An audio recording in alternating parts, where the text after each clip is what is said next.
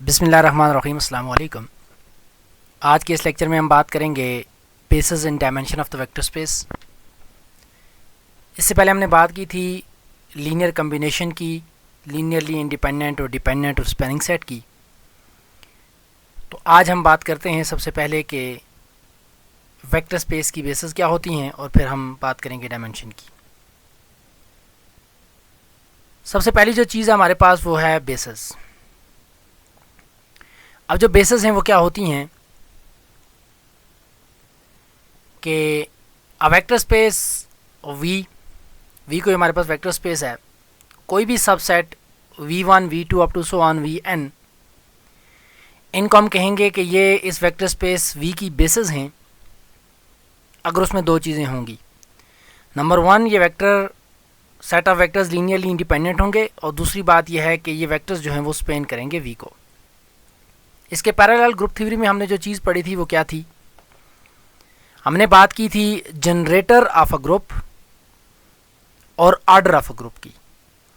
तो वहाँ चूँकि हमारे पास साइक्लिक ग्रुप थे, हम कहते थे जनरेटेड बाय सिंगल एलिमेंट। इसी तरीके से कुछ एलिमेंट ग्रुप हमारे पास कुछ ऐसे थे जो एक से ज़्यादा एलिमेंट से जनरेट होते थे। तो यही समझ लें कि हमारे पास ये जो v1 टू vn, इनमें ये हो कि ये पहले तो लीनियरली इंडिपेंडेंट हो, जो हम डेफिनेशन प्रीवियस लेक्चर में पढ़ चुके हैं, और दूसरी बात यह है कि इससे पूरी स्पेस जनरेट होती हो, तो हम कहेंगे कि ये इसकी बेसिस है। तो इसका मतलब हुआ हमारे पास दो चीज़ें, linearly independent set of vector जो कि स्पेन भी करते हों v को, हम कहते हैं कि वो इसकी क्या है, बेसिस है। अब एक चीज़ आपने याद रखनी है कि हर वेक्टर स्पेसेस की कोई स्टैंडर्ड बेसिस होती हैं। वो स्टैंडर्ड बेसिस कैसे निकालते हैं वो मैं आपको तरीका बता देता हूँ, क्योंकि ज़्यादातर पीएससी के एग्ज़ाम में जो क्वेश्चंस आते हैं वो तो या तो आपको सेट ऑफ वेक्टर्स दिए होते हैं, तो कहा जाता है कि ये लीनियरली इंडिपेंडेंट है या लीनियरली डिपेंडेंट हैं, या फिर आपको ये कहा जाएगा कि ये मसलन अगर आपको कोई वेक्टर स्पेस दिया जाए और उसके नीचे कुछ ऑप्शन दिए हों कि बताएं कि ये किसकी बेसिस बनाते हैं, या फिर आपको एक सेट ऑफ वेक्टर्स दिए हों कि बताया जाए कि किसी ख़ास सेट की वो बेसिस बनाती हैं या नहीं बनाते, और आपके पास स्पेस की डायमेंशन क्या है। तो सबसे पहले हम आते हैं स्टैंडर्ड बेसिस की तरफ कि स्टैंडर्ड बेसिस क्या होती हैं, इसी तरीके से नॉन स्टैंडर्ड बेसिस भी होती हैं। तो सबसे पहले हम आते हैं स्टैंडर्ड बेसिस की। स्टैंडर्ड बेसिस R2 की हमारे पास क्या होती हैं, 1001। स्ट्रेट अवे आपको मैं एक सादा सा फार्मूला बता देता हूँ स्टैंडर्ड बेसिस निकालने का। वो क्या है कि सबसे पहले आप वेक्टर स्पेस v देखें क्या है। मिसाल के तौर पर हमारे पास जो अभी हमने वेक्टर स्पेसेस पढ़े हुए हैं, कौन कौन से पढ़े हुए हैं? हमने R2, हमने R3, उसके बाद हमने Rn, इसी को एक्सटेंड कर लें, फिर हमने P2 कहा, फिर Mn क्रॉस n कहा, ठीक है, या n क्रॉस m, जो भी हैं। तो हमारे पास इसी तरीके से फंक्शंस थे, और बहुत सारी हमने सब स्पेसेस पढ़ी। R2 की बहुत सारी सब स्पेसेस पढ़ी, R3 की बहुत सारी सब स्पेसेस पढ़ी हैं, Pn की बहुत सी सब स्पेसेस हो सकती हैं, set of all n cross n matrices की, जिसमें डायगोनल मैट्रिस है, सिमेट्रिक मैट्रिस है, अपर लोअर ट्रायंगुलर मैट्रिसेस हैं, स्केलर मैट्रिसेस हैं, ठीक है। उसके बाद आपके पास ये और बहुत सारी टाइप्स हो सकती हैं इनकी। तो मेन हमारे पास 6-7 हमने एग्जांपल्स पढ़ी थी, उनके जितने भी सबसेट्स बन जाएंगे, ज़रा वो सब स्पेस बनाते हैं तो वो भी वेक्टर स्पेसेस होंगी। तो सबसे पहला काम आपने क्या करना है स्टैंडर्ड बेसिस निकालने के लिए, आपके पास मिसाल के तौर पर दिया हुआ है R2, आपने R2 का जर्नल एलिमेंट लिखना है। R2 का जर्नल एलिमेंट किस टाइप का होता है? इस टाइप का होता है, ठीक। अब आप ये देखें कि इसमें कितने एलिमेंट्स हैं। इसमें दो एलिमेंट्स हैं डिस्टेंट, एक A और एक B, या आप इसे XY भी कह सकते हैं। हमने करना यह है, इसका प्रोसीजर यह है कि सबसे पहले हम जो पहला कांस्टेंट है उसको हम रखेंगे 1, बाकी सबको करेंगे 0, तो मेरे पास एक वेक्टर आ जाएगा, इसको मैं v1 कह देता हूँ। अब चूंकि यहाँ हमारे पास दो कांस्टेंट हैं, एक a है और एक b है, लिहाजा मेरे पास दो वेक्टर आएंगे। दूसरा जो आएगा वो कैसे आएगा? दूसरा मैं ये करूँगा, जो v2 है उसमें मैंने पहले वाले को a को 0 रख दिया, b को 1 रख दिया, तो ये मेरे पास एक नया वेक्टर आ गया। अब ये जो दो वेक्टर बनेंगे, ये दो वेक्टर मेरे पास कौन से, ये v1 और v2, ये मेरे पास स्टैंडर्ड बेसिस होंगी R2 की, ठीक है। इसी तरीके से R3 फॉर एग्जांपल आप देख लें, तो R3 का जनरल एलिमेंट मेरे पास क्या होता है, A, B और C। अब इसमें हम क्या करेंगे, सबसे पहले हम 1 0 0, B की जगह 1 बाकी सब 0, C की जगह 1 बाकी सब 0, तो ये मेरे पास 3 वेक्टर आ गए। ये इसकी स्टैंडर्ड बेसिस है R3 की।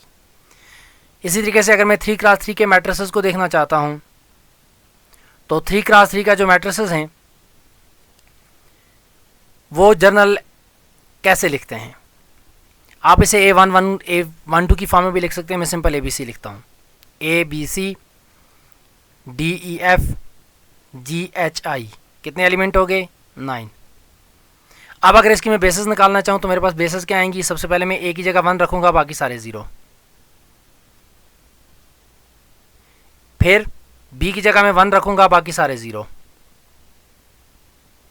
तो इस तरह हमारे पास ये 9 मैट्रिसेस आ जाएंगे। ये जो 9 मैट्रिसेस होंगे ये क्या होंगी, बेसिस होंगी स्टैंडर्ड बेसिस किसकी, set of all 3x3 matrices की।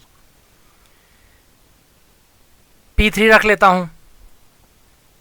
P3 का जनरल जो एलिमेंट होता है वो किस तरह का होता है, जनरल एलिमेंट होता है इसमें मेरे पास A0 plus A1x plus A2x square plus A3x3 set of all polynomial of degree less or equal to 3। ये मेरे पास जनरल एलिमेंट है। अब इसमें कांस्टेंट कौन से हैं, A0 A1 A2 A3। अपना वाला फार्मूला यूज़ करते हैं। सबसे पहले हम क्या करते हैं, A0 को 1 रखेंगे, बाकी सबको 0, तो मेरे पास आ जाएगा 1। दूसरा काम, हम A1 को 1 रखते हैं, बाकी सबको 0, तो ये भी 0, ये भी 0, ये भी 0, ये भी 0, तो मेरे पास आ गया x।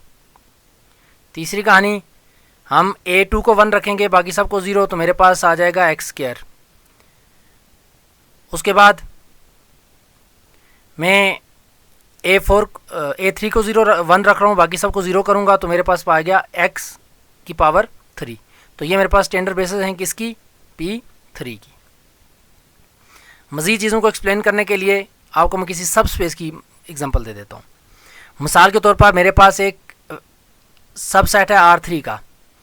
मैं कहता हूँ A 2A 3A, ठीक है, side at A belong to R। ये किसका सबसेट है, ये सबसेट है R3 का।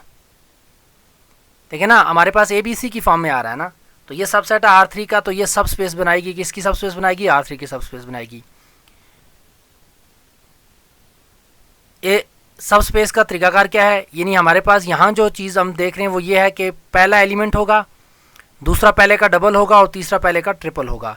आप इसे ऐड करके देख लें, आप इसे मल्टीप्लाई करके देख लें, इसमें 0 0 भी होगा। एक ही जगह आप 0 रखेंगे तो 0 0 0 का डबल भी है, 0 0 का ट्रिपल भी है। यानी अगर 0 को आप 2 से मल्टीप्लाई करेंगे तब भी 0, 3 से मल्टीप्लाई करेंगे तब भी 0।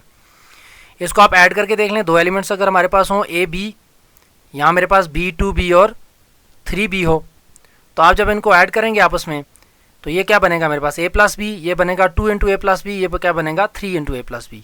तो इसका मतलब है पहला एलिमेंट मेरे पास A प्लस बी है, दूसरा A प्लस बी का डबल है और तीसरा A प्लस बी का ट्रिपल है। तो इसका मतलब ये हुआ कि अंडर एडिशन, इसी तरीके से अंडर स्केलर मल्टीप्लिकेशन भी ये क्लोज होंगे। तो ये सब स्पेस बनाता है R3 का। मेरा काम यहाँ पर आपको सब स्पेस प्रूव कराना नहीं था, मेरा मसला ये मेरा मकसद ये था कि मैं आपको ये बताऊं कि A है, 2A है, 3A है, ये सब स्पेस बना रही है R3 की। इसकी बेसिस कैसे निकालेंगे। अब यहाँ पर देखें सिंगल कांस्टेंट यूज़ हुआ और वो कांस्टेंट कौन सा है, A। तो एक A है, ठीक हो गया। इसकी जो स्टैंडर्ड बेसिस होंगी वो क्या होंगी, मैं A की जगह 1 रखूँगा, बाकी सब 0 करूँगा, बाकी मेरे पास कुछ है ही नहीं, सिर्फ A ही है। तो जब सिर्फ A ही है तो क्या आएगा 1 2 एंड 3। तो ये जो एक एलिमेंट है, सिंपल एक एलिमेंट, सिर्फ एक वेक्टर, ये हमारे पास बेसिस होंगी स्टैंडर्ड बेसिस किसकी, W की। मज़ीद चीज़ों को एक्सप्लेन करने के लिए मैं आपको मैट्रिसेस की एग्जांपल दे देता हूँ। मैं कहता हूँ set of all 3x3 symmetric matrices. तो सिमेट्रिक मैट्रिक्स जनरल फॉर्म क्या है, A B C, पहला रो और पहला कॉलम सेम, D और E, और यहाँ पर मेरे पास क्या आएगा E और F। ये सिमेट्रिक मैट्रिक्स है 3x3 का। कितने एलिमेंट्स हैं इसमें? A B C D E F 6, ठीक है, डिस्टेंट एलिमेंट। अब अगर हम इसकी स्टैंडर्ड बेसिस निकालेंगे तो सबसे पहले A की जगह मैं 1 रखूँगा, बाकी सारे 0 आ जाएंगे, क्योंकि सिर्फ A सिर्फ एक जगह पर मौजूद है, तो ये मेरे पास पहला बेसिस एलिमेंट आ गया। दूसरी चीज़ B की जगह 1, बाकी सारे 0, तो B अब 2 जगह पे आ रहा है, तो मैं क्या करूँगा 0 1 1, बाकी सारे 0। तो इस तरह से मेरे पास इसकी 6 मैट्रिसेस आ जाएंगे, जिसमें पहले में यहाँ 1 बाकी सारे 0, दूसरे में यहाँ 1 बाकी सारे 0, तीसरे में इस C की जगह 1 बाकी सारे 0, चौथी की जगह सिर्फ D की जगह 1 बाकी सारे 0, पाँचवें में E की जगह 1 बाकी सारे 0, और फाइनल F की जगह 1 बाकी सारे 0 आ जाएंगी एंट्रीज। तो ये मेरे पास इसके 6 बेसिस बनेंगी, और ये क्या होंगी? स्टैंडर्ड बेसिस होंगी। तो होपफुली आपको बात समझ आ गई होगी कि आप किसी भी वेक्टर स्पेस के स्टैंडर्ड बेसिस कैसे निकालते हैं। तो ये इजी तरीका है इनको निकालने का। अब यहाँ पर हम आ जाते हैं, इनको अगर आप प्रूव करना चाहें तो आप प्रूव भी कर सकते हैं कि ये जो स्टैंडर्ड बेसिस होती हैं ये ज़्यादा लीनियरली इंडिपेंडेंट भी होती हैं, और दूसरी बात यह है कि ये क्या होता है, ये स्पेन भी करती हैं वेक्टर स्पेस V को। अब क्विकली हम देख लेते हैं, देखें कि R3 की बेसिस क्या हैं, जो भी मैंने आपको बता दी हैं। R3 की बेसिस ये होती हैं। उसके बाद P2 की बेसिस क्या है? 1x x square. P3 की बेसिस क्या होंगी? 1x x square x cube. P4 की क्या होंगी? 1x x square x cube x4। ठीक है, जनरल एलिमेंट मैंने आपको लिखा के करवा दिया। उसके बाद है non standard basis. Non standard basis जाहिर बात है जब आपके पास नॉन स्टैंडर्ड बेसिस आएंगी उनके लिए फिर आपने देखना पड़ेगा कि वो स्पेन करता है या लीनियरली इंडिपेंडेंट है या नहीं है। तो स्पेन करने के लिए हम क्या करते हैं? स्पेन करने के लिए हम सिंपल मैट्रिसेस बनाते हैं उसका। जैसे मेरे पास ये बेसिस एलिमेंट हैं, जो पहला ये है ये आ गया, दूसरे वाला जो है वो इसका ये कॉलम बन गया और तीसरे का ये कॉलम बन गया। इसका सिंपल डिटरमिनेंट निकाल लें। अगर डिटरमिनेंट इसका नॉन जीरो है तो उसका मतलब वो स्पेन करता है। अब अभी हम जाके एक रिजल्ट पढ़ेंगे कि अगर हमारे पास डायमेंशन के बाद कि फिर हमें दोनों चीज़ें ज़रूरत नहीं पड़ेंगी इनको निकालने की, हम दोनों में से एक निकालेंगे, हमारा काम हो जाएगा। फिलहाल आप ये याद रख लें कि हमारे पास बेसिस स्टैंडर्ड भी होती हैं, वो निकालने का तरीका मैंने आपको बता दिया। नॉन स्टैंडर्ड बेसिस भी होती हैं, और नॉन स्टैंडर्ड जो बेसिस हैं उनको प्रूव करने के लिए आपको दोनों चीज़ें प्रूव करनी पड़ेंगी कि वो लीनियरली इंडिपेंडेंट भी हों और वो स्पेन भी करती हों। अच्छा, एक और चीज़ यह है, वो ये है कि हमें दोनों में से सिर्फ एक चीज़ प्रूव करनी ही काफ़ी होगी। सिर्फ स्पेन प्रूव कर लें आप, और स्पेन आसान है। उसकी वजह क्या है कि हम एक मैट्रिक्स बनाते हैं, जो पहला वेक्टर है उसके कोफिशिएंट को फर्स्ट कॉलम, दूसरे को दूसरा, तीसरे को तीसरा, जितने भी वेक्टर होंगे उनको हम कॉलम वेक्टर्स में लिख लेंगे। उसका इन्वर्स निकाल लेंगे। इन्वर्स निकाल लेंगे अगर वो स्पेन करेगा, और अगर वो डिटरमिनेंट उसका नॉन जीरो होगा तो वो स्पेन करेगा। ठीक है, तो ये यहाँ पर नॉन स्टैंडर्ड बेसिस आ गई। उसके बाद है dimension of the vector space. बहुत आसान है।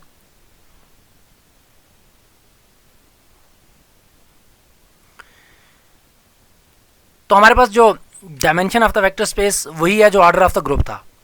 ऑर्डर ऑफ ग्रुप में हम क्या कह रहे थे? Number of the elements in the group. लेकिन चूंकि वेक्टर स्पेस है, वेक्टर स्पेस में हम वेक्टर स्पेस के एलिमेंट को काउंट नहीं कर रहे।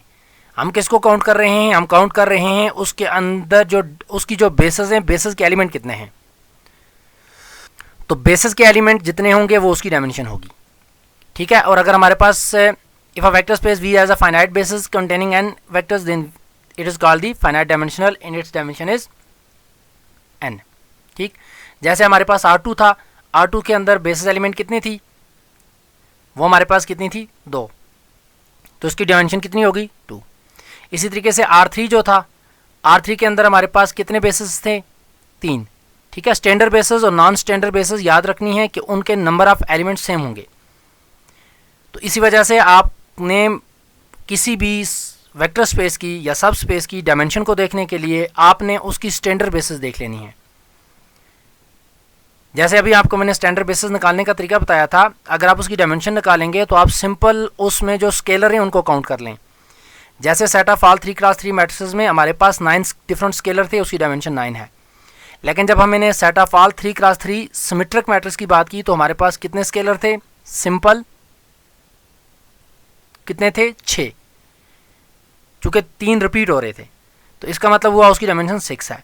इसी तरीके से अगर मैं कह देता हूँ कि set of all 3x3 diagonal matrix, तो डायगोनल मैट्रिक्स क्या होगा? A B C, बाकी सारा कुछ 0 है। तो इसमें 3 डिफरेंट एलिमेंट्स आ गए A B और C, तो इसकी जो डायमेंशन होगी वो 3 होगी। और इसकी बेसिस क्या बनेंगी, हम पहले यहाँ 1 रखेंगे बाकी सारे 0, फिर हम बीच में यहाँ 1 रखेंगे बाकी सारे 0, फिर तीसरे में हम यहाँ 1 रखेंगे सारे 0। तो डायमेंशन निकालने के लिए हमने क्या करना है, बहुत आसान काम है, वो ये है कि आपने वेक्टर स्पेस का जर्नल एलिमेंट लेना है, उसमें देखने हैं नंबर ऑफ कॉन्स्टेंट्स कितने हैं, जितने नंबर ऑफ कॉन्स्टेंट होंगे वो उसकी डायमेंशन आ जाएगी, सीधी सादी, और ये बिल्कुल आसान सी ट्रिक है। तो इस ट्रिक को यूज़ करते हुए आप किसी भी वेक्टर स्पेस, किसी भी सब स्पेस की डायमेंशन और बेसिस निकाल सकते हैं। अच्छा, डायमेंशन ऑफ P2 क्या है, 3, Pn की डायमेंशन क्या होगी, n+n, Rn की डायमेंशन क्या होगी, n, M2 क्रॉस 2 की डायमेंशन क्या होगी, 4। अच्छा, इसमें एक जनरल एक बात है, वो बात यह है कि हमने जो Rn पढ़ा, Rn की डायमेंशन होगी हमारे पास n, Pn की डायमेंशन हमारे पास क्या होगी, n+1। n+1 का मतलब यह है क्योंकि उसमें एक यानी P3 का मतलब है 3 डिग्री के पोलिनोमियल्स, तो ज़ाहिर उसमें जो x3 है उसका कोफिशिएंट भी है, x2 का कोफिशिएंट भी है, x का कोफिशिएंट भी है, और एक कांस्टेंट भी आ रहा है। हम कैसे लिख रहे हैं, हम स्टार्ट कर रहे हैं a0 से प्लस a1 फिर x plus a2 x square plus a3 x cube. अब चूंकि मेरे पास यहाँ पर कांस्टेंट कितने आ रहे हैं, 1 2 3 4, तो जितनी इसकी डिग्री होगी उसमें से एक कांस्टेंट एक्स्ट्रा आ जाएगा, तो लिहाजा हमारे पास जो Pn है उसकी डायमेंशन n+1 है। इसी तरीके से set of n cross n matrices अगर हम देख लें n क्रॉस n, तो इसकी जो डायमेंशन होगी वो क्या होगी, वो हमारे पास n मल्टीप्लाई बाय n होगी, ठीक है। अगर 2 क्रॉस 2 मैट्रिसेस हैं तो 4, 3 क्रॉस 3 हैं तो 9, लेकिन अगर इसकी सब सेट हैं फिर हमें देखना पड़ेगा। मसलन अगर मैं कहा जाता है कि set of all 3 cross 3 scalar matrix, तो स्केलर मैट्रिक्स का मतलब क्या हुआ कि हमारे पास डायगोनल मैट्रिक्स जिसकी मेन एंट्री सारी सेम होंगी, तो इसमें सिर्फ एक ही कांस्टेंट आ रहा है तो उसकी डायमेंशन 1 आएगी, और इसकी जो बेसिस एलिमेंट होंगी वो कौन से होंगे, 1 1 1, बाकी सारे 0, ये इसकी स्टैंडर्ड बेसिस होंगी। ठीक हो गया। तो इस तरह से हमने चीज़ें निकालनी है।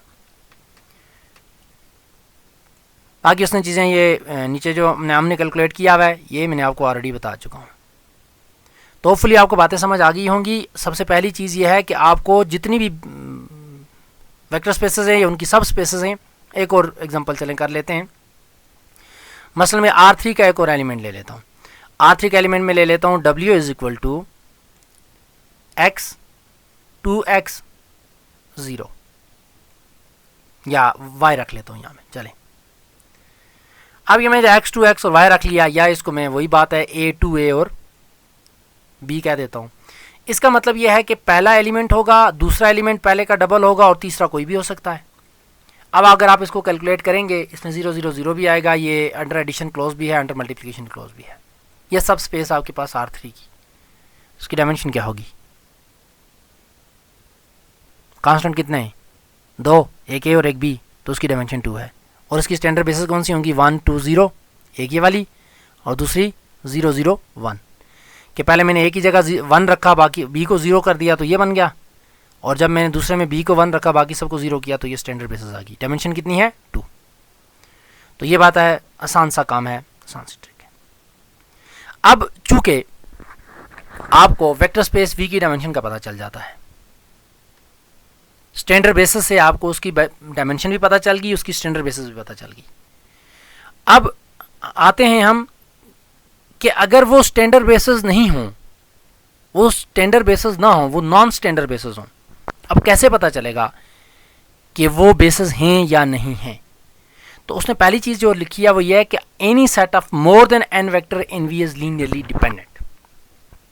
पहली चीज ये है कि जैसे मेरे पास R3 की डायमेंशन कितनी है, 3, ठीक है, R3 की डायमेंशन कितनी है, 3।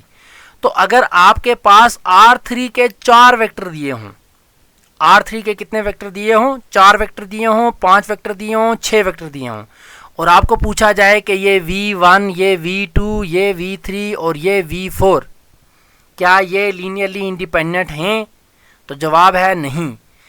हमने बगैर कैलकुलेशन के इसको कहना है कि ये लीनियरली इंडिपेंडेंट नहीं है, ये लीनियरली डिपेंडेंट हैं, क्योंकि हमारे पास ये सब सेट है किसका, R3 के वेक्टर्स हैं। तो R3 की डायमेंशन 3 है, तो 3 से ज़्यादा वेक्टर्स लीनियरली इंडिपेंडेंट नहीं हो सकते, number 1। Number 2, any set of the fewer than n vectors के नॉट स्पेन V। दूसरी बात, ये दो चीज़ें आपने याद रख लेनी है, आपके डायमेंशन बेसिस में से लीनियरली इंडिपेंडेंट में से जितने भी क्वेश्चन आपके एमसीक्यूज आएंगे आप उन्हें सॉल्व कर लेंगे। नंबर 1 कि आपने निकालनी है standard basis vector space V की।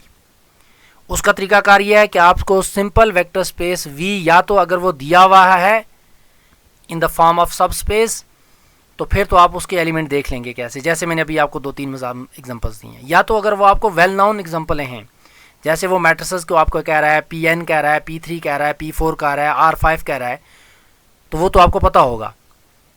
लेकिन अगर इनके अलावा देगा तो वो ज़ाहिर है सेट को डिफाइन करके देगा, जैसे अभी मैंने आपको बताया A, 2A और Y या B जो भी हमने रख लिया था। तो सबसे पहली बात ये आप इसकी डायमेंशन निकाल लेंगे। अगर तो वो वेल नोन सेट से उनकी डायमेंशन आपको पता होगी, अगर वो उसके अलावा कुछ सेट आपको डिफाइन करके दे दिया जाता है, मिसाल के तौर पर W इज इक्वल टू मैं रख लेता हूँ, मैं यहाँ रखता हूँ जी A 0 2A B, ठीक है। ये मैं कहता हूँ कि सेट ऑफ ऑल मैट्रिसेस। तो अब ये किसका सब स्पेस है, किसका सबसेट है? ये set of all M2 cross 2 matrices का, ठीक है। और ये वेक्टर स्पेस भी बनाता है। तरीकाकार ये है कि जो पहली एंट्री है वो तीसरी एंट्री उसकी डबल होगी। अब इसकी आप बेसिस निकालेंगे तो कितनी बनेगी? इसकी डायमेंशन क्या होगी? इसकी डायमेंशन 2 है। इसकी डायमेंशन क्या है? 2। अब इस तरह के 3 मैट्रिसेस अगर आप लेंगे तो वो लीनियरली डिपेंडेंट होंगे, और अगर इस तरह का एक मैट्रिक्स लेंगे तो एक मैट्रिक्स से ये W जनरेट नहीं होगा, स्पेन नहीं करेगा। इसी तरीके से अगर मैं यहाँ पर C रख लेता हूँ फॉर एग्जाम्पल, अब यहाँ पर देखें कि इस सब स्पेस की जो, मैं इसको दोबारा से लिख लेता हूँ ताकि आपको चीज़ें क्लियर हो जाएं। मैं W एक रख लेता हूँ कि मेरे पास मैट्रिसेस हैं A 2A B और C, ठीक है। पहली एंट्री कोई भी हो सकती है, दूसरी एंट्री कोई भी हो सकती है, तीसरी एंट्री, चौथी एंट्री कोई भी हो सकती है। तीसरी एंट्री पे रिस्ट्रिक्शन ये है कि वो पहली एंट्री का डबल है। अगर मैं यहाँ पर 1 रखूँगा तो मुझे यहाँ पे 2 लिखना पड़ेगा, ठीक है। और अगर मेरे पास बिलफर्ज यहाँ पर पहली A11 पोजीशन पे फॉर एग्जांपल मेरे पास 2 है तो नीचे मेरे पास हमेशा 4 आएगा। ये रिस्ट्रिक्शन है। अब इसका डायमेंशन क्या है? A B C 3 एलिमेंट है मेरे पास, ठीक है। एक A एक B और एक C, A दो दफ़ा रिपीट हो रहा है, ज़रूरत नहीं है। A B और C 3, इसकी डायमेंशन आ गई 3। अब इस टाइप के जितने भी वेक्टर्स होंगे, मसलन मैं यहाँ पे रख रहा हूँ 1 2 2 -3, ये एक वेक्टर 2, और इसका डबल मुझे करना है 4। यहाँ पे मैं रख लेता हूँ 0 1 क्योंकि इसमें मेरी चॉइस है। तीसरा वेक्टर मैं रख लेता हूँ 1 -1 0, तो ज़ाहिर है इसको मुझे -2 करना पड़ेगा और यहाँ में भी 0 रख लेता हूँ। चौथा वेक्टर मैं रख लेता हूँ यहाँ पे 5 0 -7, और इसको ज़ाहिर है मुझे डबल करना है तो यहाँ में 10 रख लूँगा। आप यहाँ देखें कि ये चारों वेक्टर जो हैं इस W के हैं। अब ये लीनियरली इंडिपेंडेंट हैं या नहीं? आप बता सकते हैं कि ये लीनियरली इंडिपेंडेंट नहीं है। क्यों नहीं है? क्योंकि ये 4 हैं और इस W की डायमेंशन 3 है। हमें इसको लीनियर कॉम्बिनेशन लेकर इसकी system of linear homogeneous equation बनाकर उसको सॉल्व करके बताने की ज़रूरत नहीं है। हमने सिंपल ये बात कह दी है कि ये चूँकि वेक्टर W की डायमेंशन 3 है और इसमें एलिमेंट 4 हैं तो ये लीनियरली डिपेंडेंट होंगे। और अगर इसमें मैं 2 एलिमेंट सेट रख लूँ, मसलन मैं कहता हूँ कि ये 2 वेक्टर हैं, तो क्या इन 2 वेक्टर से ये पूरी W जनरेट होगी, यानी ये स्पेन करेगा? तो जवाब क्या है? नहीं। वजह क्या है? क्योंकि इसकी डायमेंशन से कम है, ठीक है। अच्छा, तो वेक्टर अगर कम हो तो वो लीनियरली इंडिपेंडेंट हो सकते हैं, लीनियरली इंडिपेंडेंट होंगे लाजमी। यानी मेरे पास अगर किसी वेक्टर स्पेस की डायमेंशन n है तो n से कम जितने भी वेक्टर होंगे, चूंकि n लीनियरली इंडिपेंडेंट है तो नीचे वाले भी सारे लीनियरली इंडिपेंडेंट होंगे, ठीक है। और ये तो हमारे पास रिजल्ट्स आ गया। उसके बाद दूसरा थ्योरम है कि अगर डायमेंशन n हो और n वेक्टर लीनियरली इंडिपेंडेंट हो तो फिर स्पेन की ज़रूरत ही नहीं है प्रूव करने की। यानी अगर आपको किसी वेक्टर की डायमेंशन का पता हो, मसलन मेरे पास एक वेक्टर स्पेस है जिसकी डायमेंशन है 3, डायमेंशन कितनी है? 3, जैसे कि R3, तो R3 में कोई से भी 3 वेक्टर जो लीनियरली इंडिपेंडेंट होंगे वो इसकी बेसिस बना देंगे। उसको फिर हमें स्पेन की ज़रूरत नहीं है। और अगर डायमेंशन n हो, डायमेंशन कितनी हो, n हो, और n वेक्टर स्पेन करें तो फिर हमें लीनियरली इंडिपेंडेंट की ज़रूरत नहीं है। तो ये जो बात अभी मैं आपको बता रहा था शुरू में कि आपको, चूँकि हमें स्पेन निकालना ज़्यादा आसान है, हम सिंपल क्या करते हैं वेक्टर्स की उसका क्या कर देते हैं, जो वेक्टर्स होते हैं हम उनका डिटरमिनेंट निकाल लेते हैं। ठीक है, तो इसका मतलब क्या हुआ, जैसे R3 के एलिमेंट्स हैं हमारे पास, ठीक है, उसका हम डिटरमिनेंट निकाल लेते हैं और डिटरमिनेंट निकाल के क्या कर देते हैं,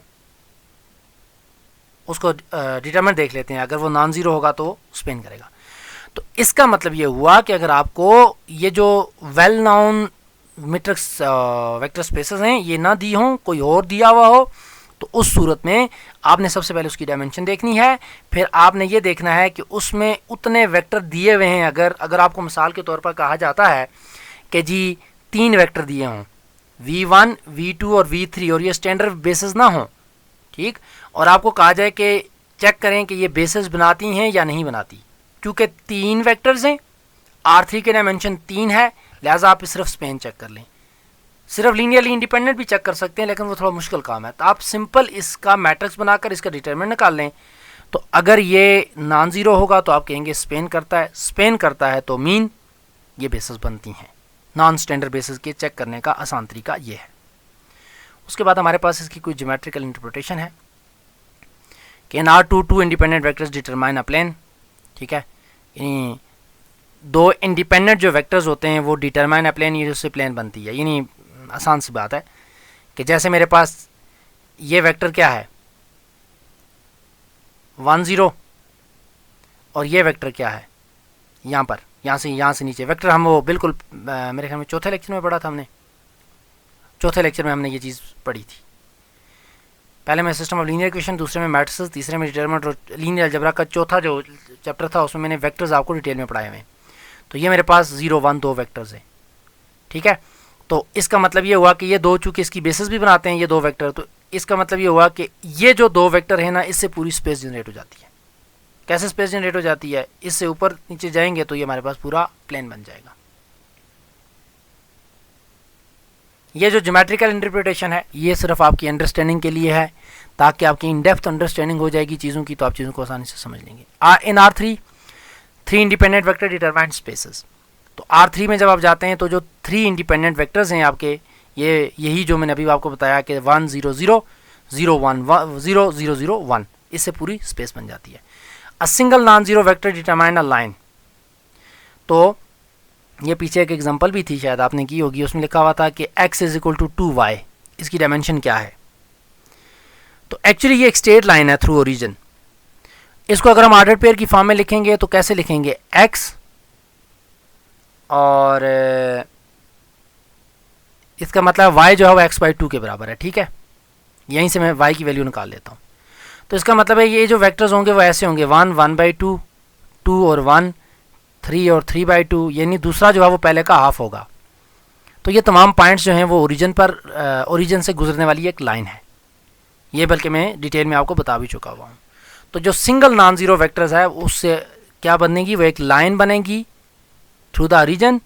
2 जो वेक्टर्स होंगे इंडिपेंडेंट वेक्टर्स, यानी लीनियरली इंडिपेंडेंट वेक्टर्स की बात कर रहा हूँ, उससे आपके पास प्लेन जनरेट हो जाएगी, और R3 यानी 3 इंडिपेंडेंट वेक्टर्स से आपके पास क्या बन जाएगी, स्पेस जनरेट हो जाएगी। तो इसका मतलब ये हुआ कि अगर मेरे पास कोई W सब स्पेस है R3 की, फॉर एग्जांपल जैसे मैंने कह दिया A B और A + B, ये मैंने एक बिल्कुल नई आपको एग्जांपल दे दी। इस तरह से आप हज़ारों एग्जांपलें बना सकते हैं, और डेफिनेटली आपके पास इतनी सारी एग्जांपलें कर भी नहीं सकते, और उनको डायमेंशन और उनकी स्पेस बेसिस को आप याद भी नहीं कर सकते। तो जो ट्रिक मैंने आपको बताई वो हो सकती है। अब यहाँ पर आप चेक करें, ये कितने हमारे पास इसमें स्केलर्स हैं 2, तो इसकी डायमेंशन 2 है। ये सब स्पेस किसकी है, R3 की।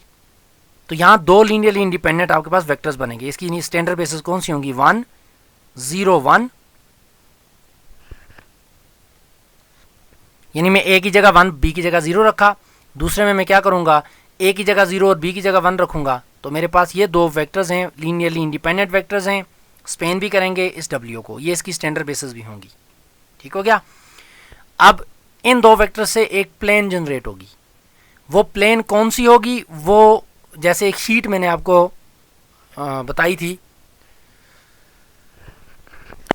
ज्योमेट्रिकली मैंने आपको बताया था कि प्लेन एक्चुअली आपके पास R3 में एक शीट है, ठीक है। जैसे आप एक प्लाई की शीट आप किसी जगह रख लेते हैं अपने कमरे में तो वो एक बन जाता है, वो मैंने आपको ऑलरेडी बता चुका हूँ।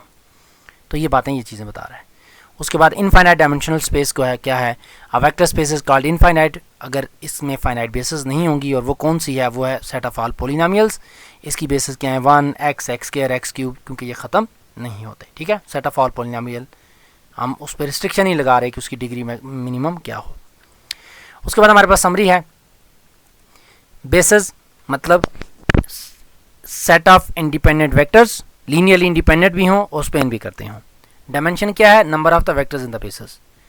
आर एन की डायमेंशन क्या है, एन।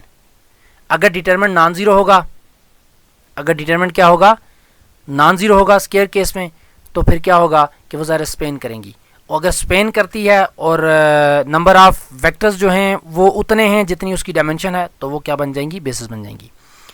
इसी तरीके से अगर वो लीनियरली इंडिपेंडेंट है और उसमें नंबर ऑफ वेक्टर्स इतने हैं जितने उस वेक्टर स्पेस की बेसिस हैं, तो वो बेसिस बन जितनी उसकी क्या कहते हैं उसको, जितनी उसकी डायमेंशन है, ठीक है, इतने ही वेक्टर हैं जितना v की डायमेंशन है, तो बेसिस बन जाएंगी। अगर स्पेन कर रहा है, correct number of the vectors हैं, तो भी बेसिस बना देगा। तो ये हमारे पास आ गया आज का लेक्चर। इसमें फिर आपने मल्टीपल चॉइस क्वेश्चंस हैं, इनको आप खुद करें और देखें करेक्ट क्वेश्चन जवाब है तो क्यों है, नहीं है तो क्यों नहीं है। ये आपकी प्रैक्टिस के लिए होते हैं, इनको आपने आंसर्स की देखने के बगैर करना है। और दूसरी बात यह है कि अगर आपको कोई चीज़ समझ नहीं आती है तो आप कोशिश करें कि आप उसे ग्रुप में पूछें। चूँकि बहुत सारे लोग मुझे इंडिविजुअली मैसेज तो करते हैं, उनको मैं रिप्लाई भी कर देता हूँ, मसला नहीं है, लेकिन अगर आप उसे ग्रुप में पूछेंगे तो उससे ये होगा कि जो बाकी लोग हैं उनकी भी चीज़ें क्लियर होंगी। तो आज के लिए इतना ही, और इसके बाद हम देखेंगे इसके बाद नेक्स्ट लेक्चर जो है, और इस लेक्चर को आपने सही तरीके से पढ़ लेना है क्योंकि ये बहुत इंपॉर्टेंट लेक्चर है आपका, कि basis, dimension, linearly independent, linearly dependent, ये तमाम चीज़ें जो है वो MCQs आपके यहाँ से जितने भी लीनियर अलजेब्रा के 3, 4, 5 जितने भी MCQs अगर आपके पेपर में आएंगे तो वो मोस्ट प्रोबेबली इसी लेक्चर में से आएंगे। थैंक यू सो मच, मिलते हैं जी अगले लेक्चर में।